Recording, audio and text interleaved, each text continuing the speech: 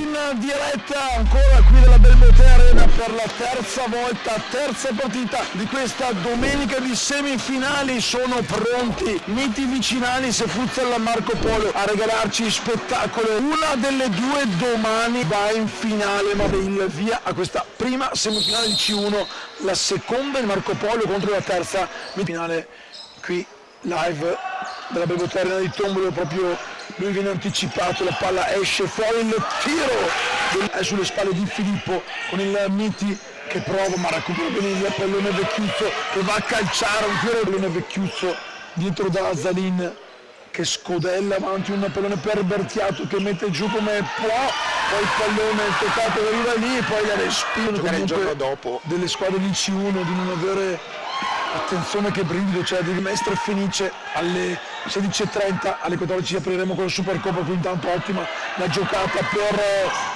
mandarmi mister Scarpa per le interviste pre-gara, era seduto in panchina e si stava facendo più attenzione, però Correa lo scambio ancora con Matteo Zaia, pallone in mezzo che resta lì, poi Bellomo salva tutto. Squadre nell'andare a bloccare numerosi tiri. Calegari intanto per Urio, tiro centrale Del numero 11 Urio.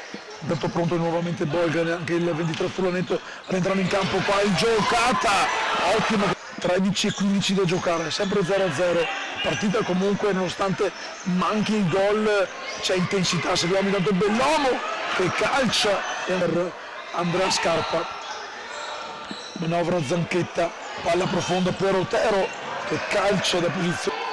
Urio riparte da dietro, il numero 11 del Marco Polo, il pallone con una gran occasione, corner per il Marco Polo, lo stesso Bellomo pronto a battere proprio per Urio e bravo Bellomo pressato da due. Attenzione subito il pallone per Matteo Zaia, è bravissimo qui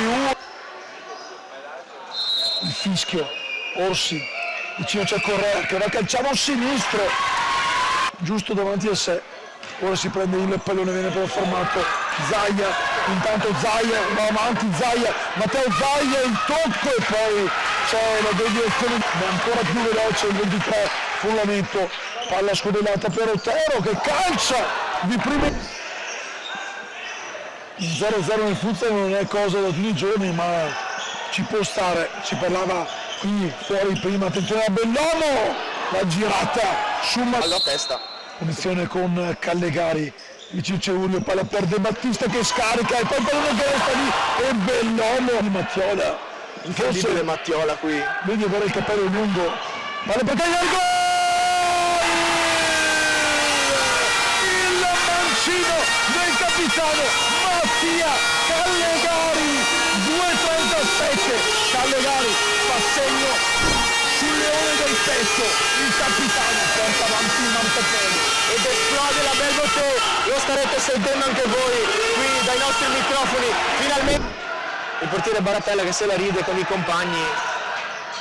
Orsi, il tiro fuori di poco, recupera grazie a un flipper a proprio favore Bertiato sul fondo, Bertiato il tiro, Mattiola dice di mettere una resta di recupero Bertiato, ancora Mattiola, attenzione ancora poi la rincorsa di Urio che la calcia dentro, anzi no, Callegari, Mattiola 2 volte va a calciare una finta, era alla Zaia per Correa e la salvataggio miracoloso di Fabio. Come sanno Miller riparte intanto il Miti l'ha imbucata, va a Taro De Battista, Zaia e poi Baratella.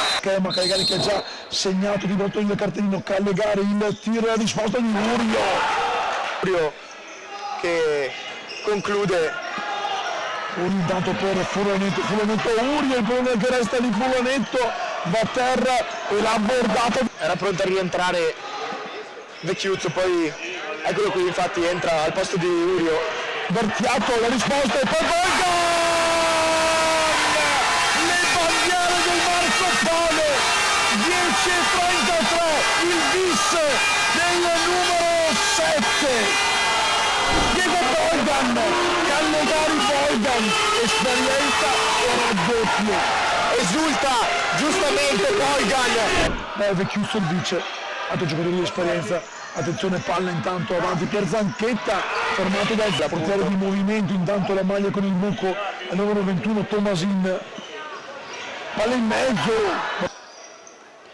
Bellomo fa sfilare il pallone, lo tocca ancora per Urio, palla per Bellomo, arriva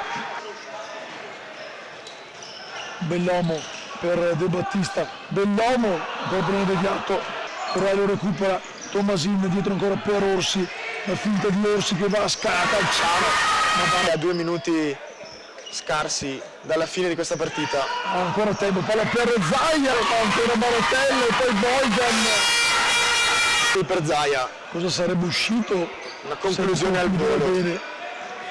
Palla in mezzo per Correa, Orsi ancora. E attenzione perché Vecchiuzzo è lasciato libero, qui c'è l'errore però la porta è libera, rientra Baratella con Correa, la porta è vuota. Nessuno si era accorto E probabilmente. Baratella ancora poi Correa la riapre a 55 dalla fine, aveva salvato tutto, anche questa non era entrata e poi Correa un tapin vincente.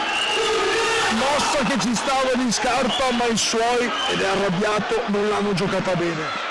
Sì, qui spaccare la porta con Baratella in porta.